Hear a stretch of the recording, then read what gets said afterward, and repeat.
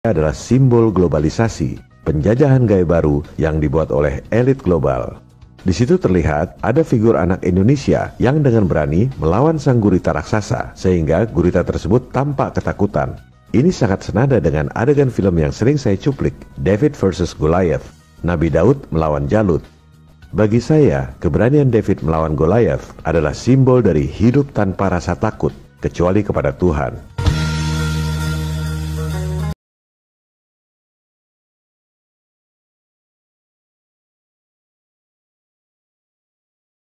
Anak Indonesia itu ada huruf N, mungkin maksudnya Nusantara, atau tepatnya Nuswantara. Nu artinya makhluk, Swa artinya mandiri, Anta artinya menuju, Ra artinya Tuhan. Jadi Nuswantara itu maknanya adalah manusia mandiri menuju fitrahnya sebagai makhluk ciptaan Tuhan.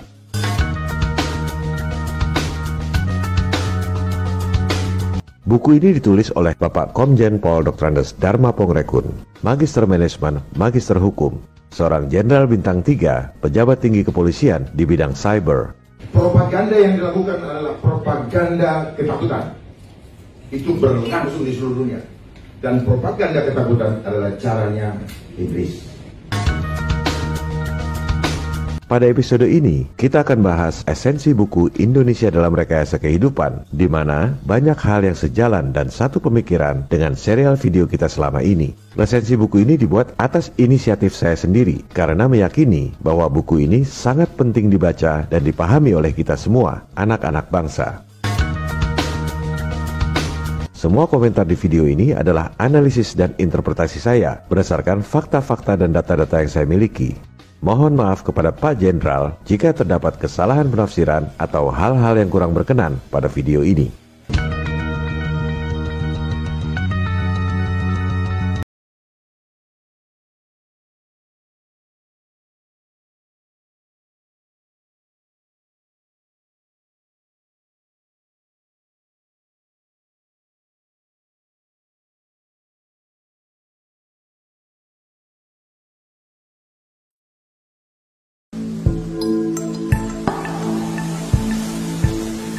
Esensi buku Indonesia dalam Rekayasa Kehidupan ini adalah tentang bahayanya globalisasi yang bertujuan untuk menghancurkan semua negara di dunia. Globalisasi ini dalam istilah saya adalah konspirasi global. Misi dari globalisasi adalah penyatuan sistem dunia yang biasa kita sebut dengan istilah One World Government. Visi dari globalisasi adalah total control. Seluruh umat manusia di dunia dikontrol secara total dalam sebuah tatanan dunia baru yang diktator dan otoriter. New World Order. Di atas globalisasi ini ada suprasistem, yaitu life engineering, rekayasa kehidupan. Istilah ini tak ada di internet. Melihat latar belakang penulis yang pernah jadi penyidik di Bareskrim, dan ketika video ini dibuat, beliau adalah seorang pejabat tinggi kepolisian di bidang cyber. Sangat mungkin Pak Jenderal memperoleh berbagai informasi dari sumber-sumber yang tak bisa kita akses. Rekayasa kehidupan ini bertujuan merubah makna dan perilaku hidup umat manusia. Anda akan dibikin jadi seperti barang atau binatang.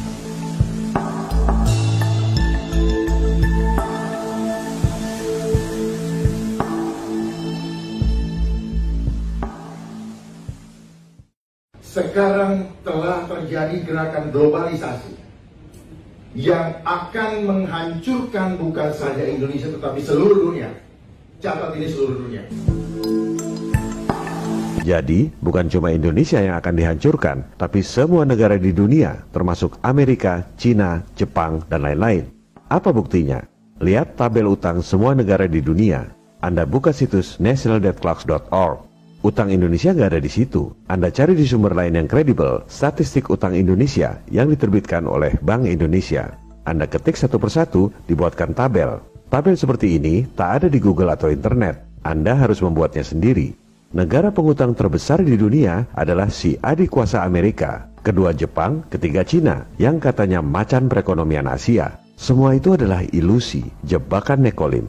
Negara-negara maju itu utang pada siapa? Siapa yang lebih kaya dari negara-negara maju sehingga bisa kasih utang pada negara-negara maju?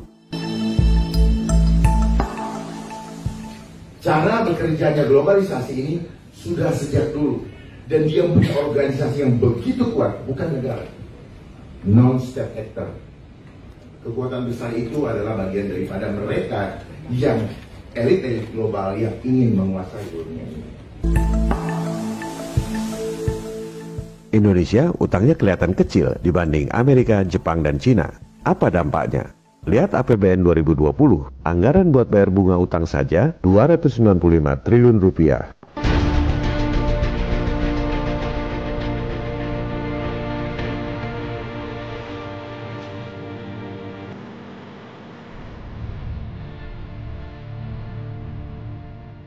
Yang bayar siapa? Anda yang bayar, lewat pajak. Anda kerja, dipotong pajak PPh. Beli makanan, Anda bayar PPN. Jual beli tanah, si pembeli kena pajak, si penjual juga kena pajak. Inilah penjajahan gaya baru. Kelihatannya Anda merdeka, padahal Anda diperas oleh mereka. Nggak sadar lagi. Silakan Anda pemilu, silakan Anda pilpres, silakan berantem cebong versus kampret. Tetap aja, Anda kerja banting tulang, bayar pajak, buat bayar utang pada para bankir asing yang kaya raya. Jadi globalisasi adalah sistem. Di atas globalisasi ada suprasistem. Sistemnya untuk apa? Untuk menyamakan sistem seluruh dunia. Dan mereka standarkan. Segala literatur, apapun yang kita pegang sekarang, sepanjang itu ngambil dari luar, itu adalah cara mereka memanipulasi kita punya konsep berbeda. Tujuannya cuma satu, totally control. Globalisasi sistem, di atas globalisasi ada yang namanya suprasistem, yang mereka tidak pernah munculkan, cari di Google tidak akan dapat. Karena memang disembunyikan. Ini adalah rencana terakhir. Adalah apa? Life engineering.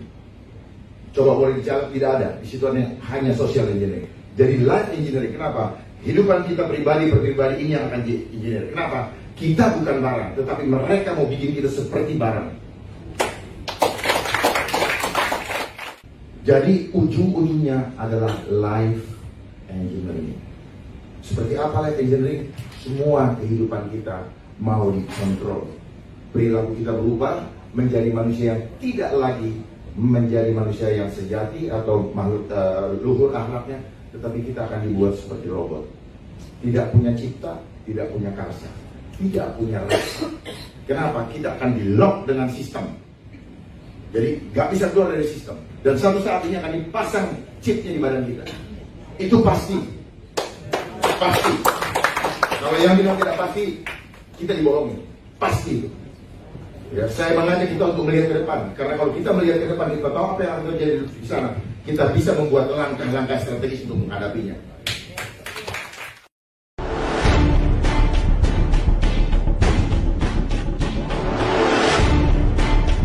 Program dari globalisasi adalah money, power, dan control population. Dengan menguasai moneter dan bisnis global, memiliki banyak uang digunakan untuk menciptakan kekuasaan di atas negara-negara di seluruh dunia, yang kemudian digunakan untuk mengontrol penduduk dunia. Program Money, Power, dan Control Population dijalankan dengan strategi yang terstruktur, sistematis, dan masif.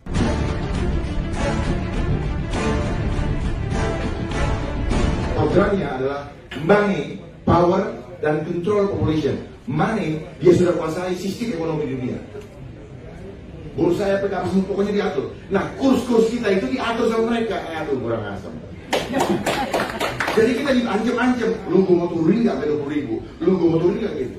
Dibikin takut, ngerti gak? Duit lagi, kita jadi hutang lagi yang daerah rakyat. Untuk ganjil jangan lebih dari 14.000 misalnya. Ternyata semua disetting.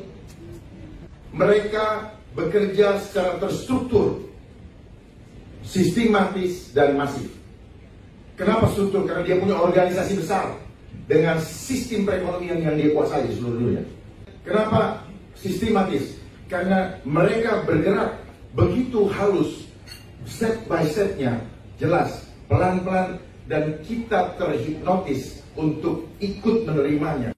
Konspirasi global yang bergerak secara halus, sehingga orang sedunia tidak menyadarinya. Pernyataan ini senada dengan pernyataan Presiden John F. Kennedy tentang konspirasi tersembunyi yang merugikan umat manusia sedunia. Bagi yang mengatakan konspirasi adalah teori, harap pasang telinga yang baik untuk mendengar pernyataan Presiden John F. Kennedy. For we are opposed around the world by a monolithic and ruthless conspiracy that relies primarily on covert means for expanding its sphere of influence.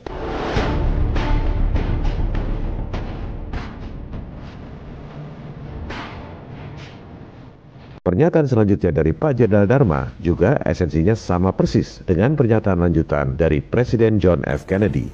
Kemudian masif karena mereka semua bergerak di seluruh dunia, di dalam seluruh sendi kehidupan, tidak ada yang lolos. Modus operandi yang sama juga dijelaskan oleh Presiden John F. Kennedy. It is a system which has conscripted vast human and material resources into the building of a tightly knit, highly efficient machine that combines military, diplomatic, intelligence, economic, scientific, and political operations.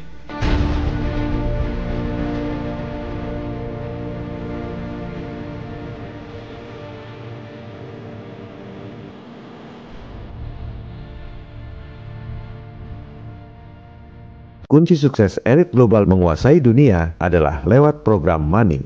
Caranya dengan menguasai bank-bank sentral di dunia.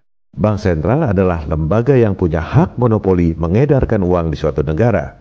Bank sentral di negara-negara maju adalah swasta. Bank sentral modern pertama di dunia, Wissel Bank of Amsterdam, didirikan tahun 1609 milik swasta. Bank of England didirikan tahun 1694 juga swasta. Bank of France didirikan tahun 1716 swasta juga. Waktu itu belum ada elit global. Rothschild mulai berkiprah tahun 1769. Ia kemudian sukses mengakuisisi bank-bank sentral swasta yang sudah ada di Eropa. Dari situlah elit global memiliki kekayaan yang luar biasa. Kenapa? Karena mereka punya hak monopoli untuk mengedarkan uang dengan modal dengkul. Pasca 1945, sistem moneter global ini diterapkan secara terstruktur, melibatkan organisasi besar seperti World Bank, IMF, dan lain-lain. Kemudian dilakukan secara sistematis. Mereka ajarkan sistem yang zolim ini di semua sekolah di seluruh dunia, sehingga semua sarjana ekonomi, semua doktor, semua profesor menganggap sistem yang zolim ini adalah sistem yang benar. Dan elit global melakukan ini secara masif, diterapkan di semua negara di dunia. Dengan underball-nya bergerak secara masif, tujuannya cuma satu, totally control.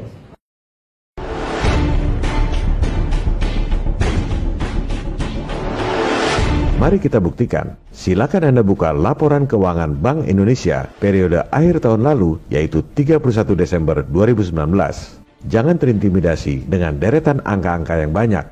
Anda cukup lihat satu baris, berapa uang rupiah yang diedarkan oleh Bank Sentral. 793 triliun rupiah. Bank membukukannya di bagian liabilitas. Harus ada lawannya di bagian aset. Apa dasar Bank Sentral mengedarkan uang?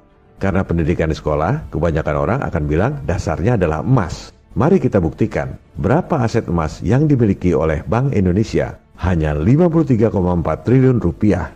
Omong kosong kalau dibilang nyetak duit dasarnya emas. Itu aset emasnya 0 rupiah pun tetap saja bisa mengedarkan uang 793 triliun rupiah. Lantas apa dasarnya? Lihat baris di bawahnya. Dasar untuk menerbitkan uang adalah surat berharga alias bond, cash bond. The name's Bond. James Bond. Jumlahnya 2.000 triliun rupiah, surat utang tanpa jaminan.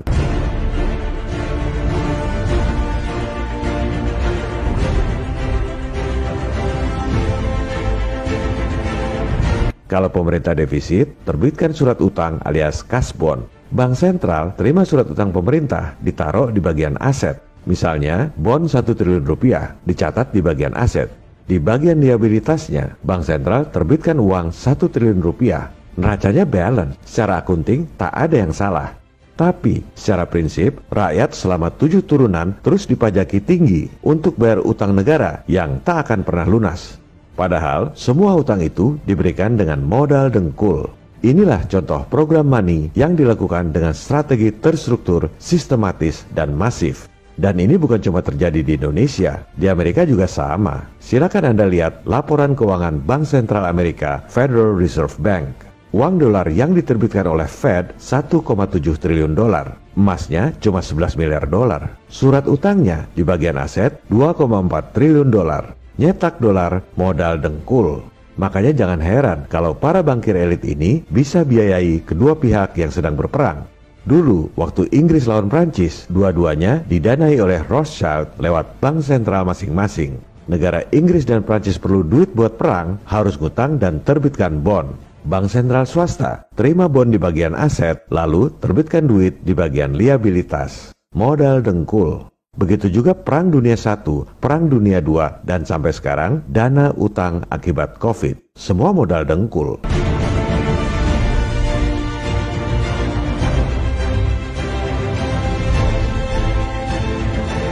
Sampai kapan umat manusia di dunia sadar telah dikadali oleh sistem yang zolim yang diajarkan di semua sekolah di dunia dan dipropagandakan oleh semua media massa? Propaganda kita lakukan, apa itu? Itu 9/11 itu propaganda, ISIS itu propaganda. Dan teroris yang ada di dunia juga propagandanya mereka. Dan mereka menggunakan itu dan ada yang dibayar. Di setting, ada yang memainkan.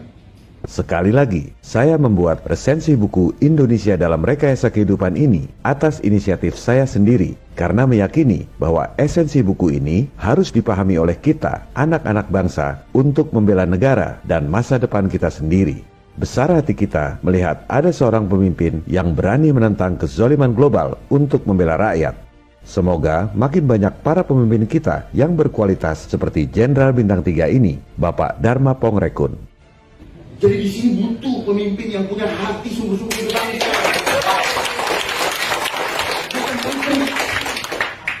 Gampang bangsa ini dipimpin kalau kita punya pemimpin yang sungguh-sungguh dan tidak perlu takut kehilangan apapun juga. Kalau kita takut kehilangan apa, ya pasti kita kehilangan itu udah rumus. Tapi kalau kita tidak takut kehilangan, Tuhan akan memberikan kepada kita.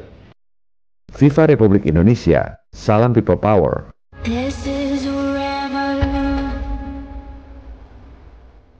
I hate imperialism. I detest colonialism.